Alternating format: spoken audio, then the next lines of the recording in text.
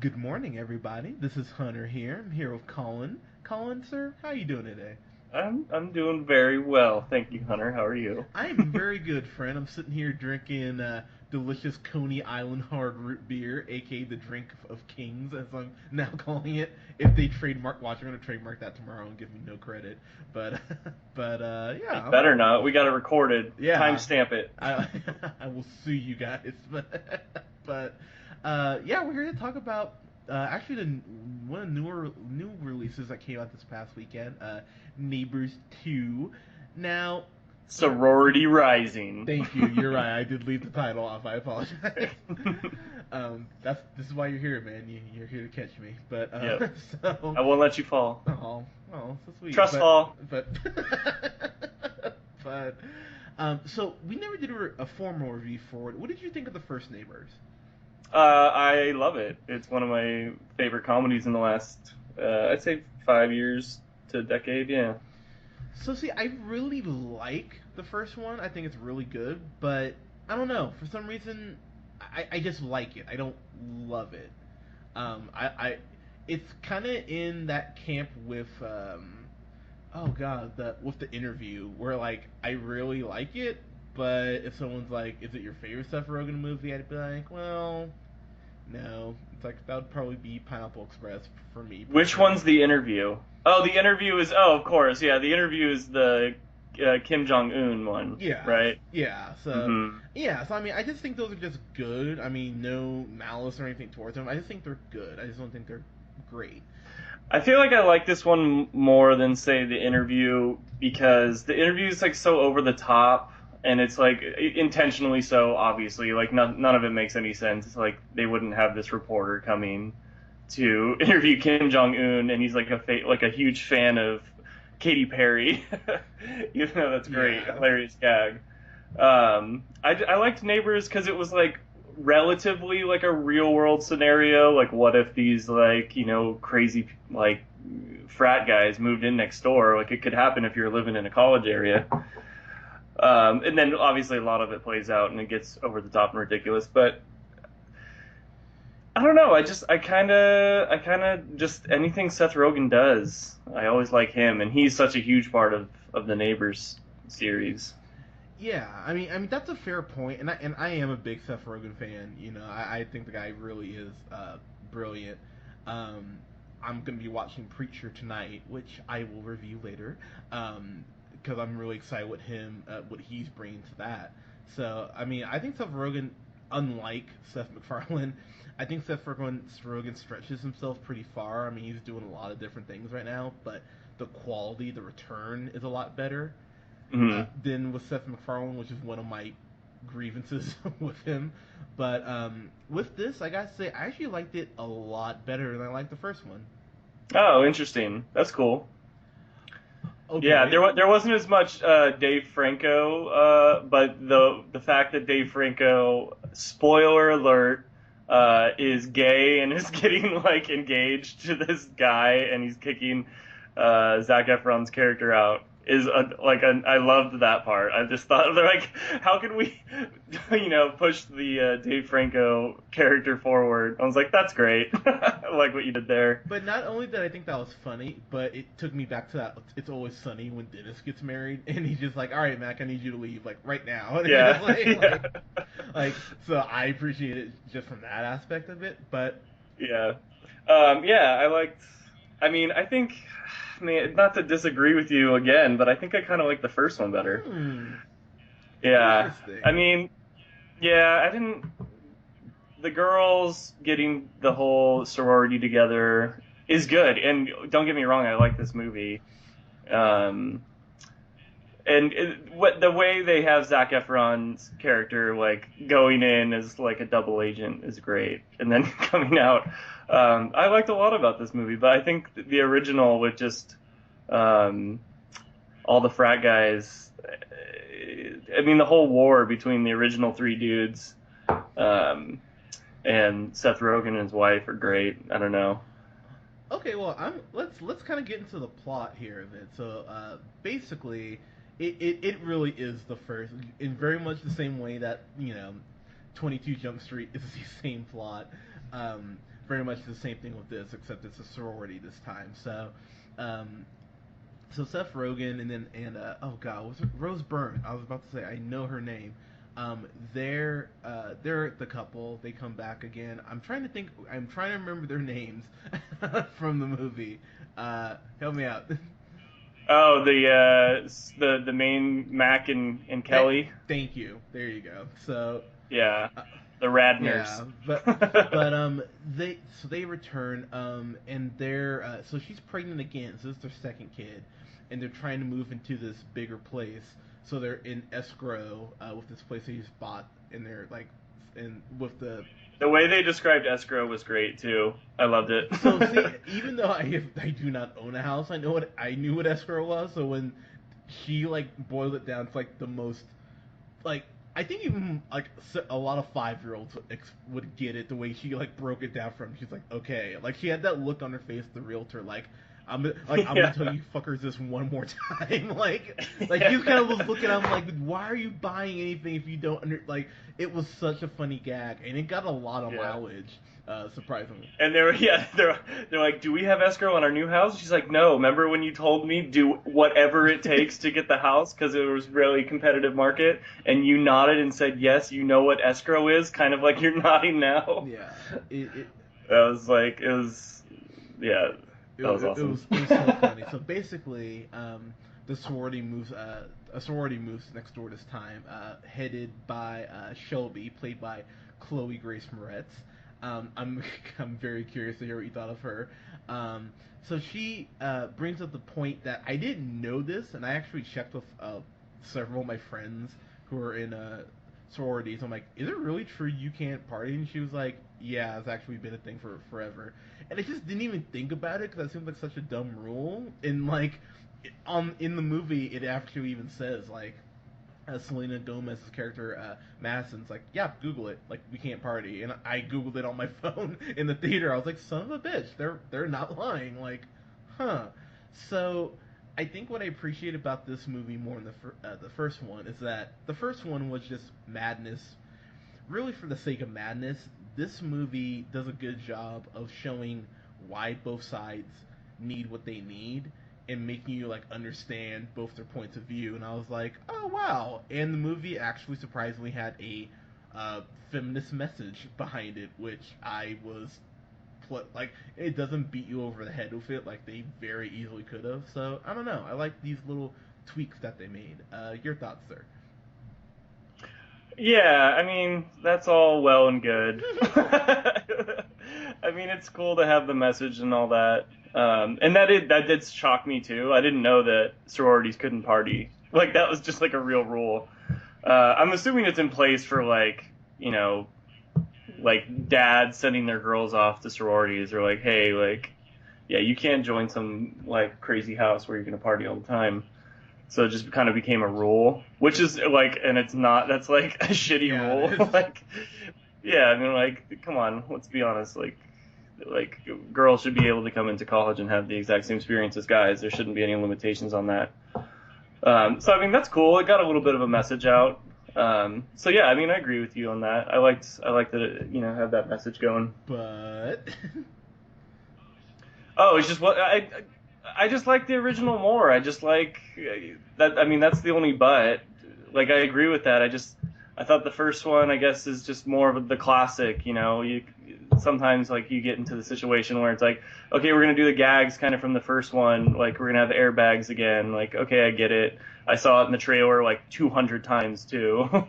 So it's just kind of like some of the gags were replayed. And they were doing it like a new spin on it, but it was kind of like they're so stupid. They're like, yeah, we're gonna shoot you off an airbag, and you're gonna go through this tiny vent hole. But I mean, which is fine. But it was just kind of like them trying to do something with what already was done in the first. I will agree with you on that point. I mean, there are some gags that are familiar. Oh God, Mac's friend, I cannot think of the friend's name. Jimmy, that's right. Jimmy, I thought he was hilarious in this one. I mean, there's this point where he's Hmm. dressed as a clown, and I was like, God damn it, I hate clowns so much. And like he keeps going like ha ha ha, and they're like, yeah, stop doing that. I'm like, that would be my reaction too. If like if That like was that. funny.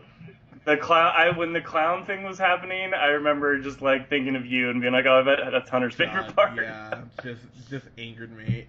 And there's this point where Grace Moretz's Shelby just socks him, and I was like, oh my God! And he took that shot. He sold that shot like a champ. So kudos to you, sir. Um, Yeah, yeah. He's a funny yeah. guy. I like. Not to spoil it, but there is a cameo as one of my favorite actors as Shelby's dad, and it made me so happy.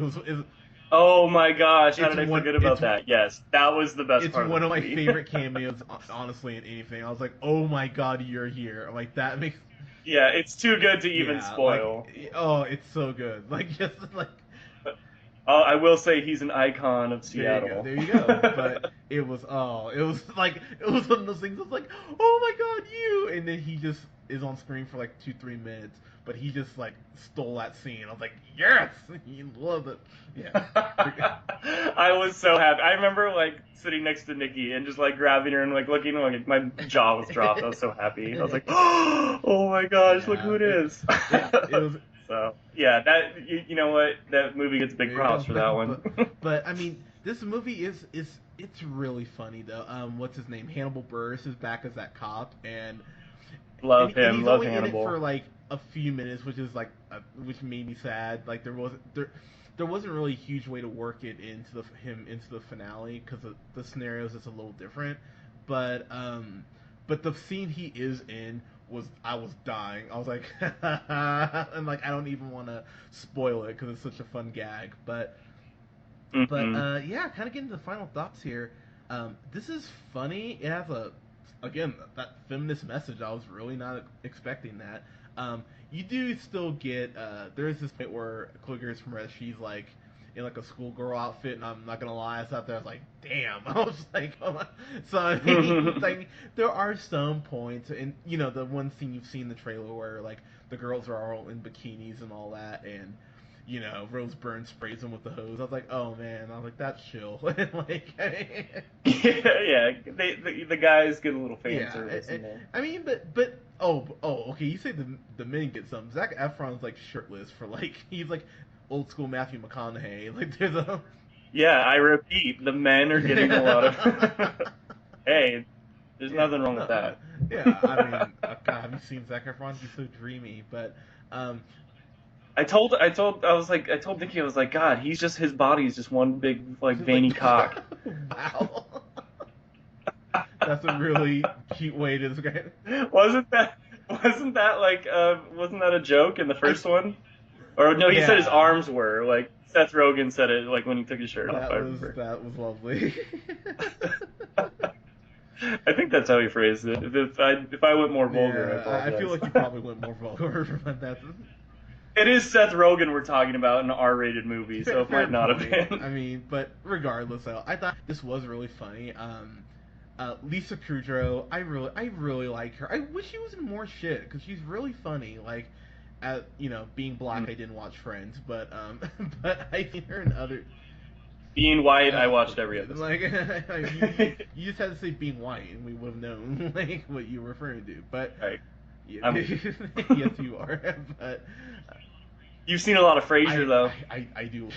Like that's one of those things like as if James Taylor being my favorite singer of all time isn't enough. It's like, God, could you get any whiter? Oh, I love Frasier. What? Like, but I really enjoyed this. I thought this movie was really fun.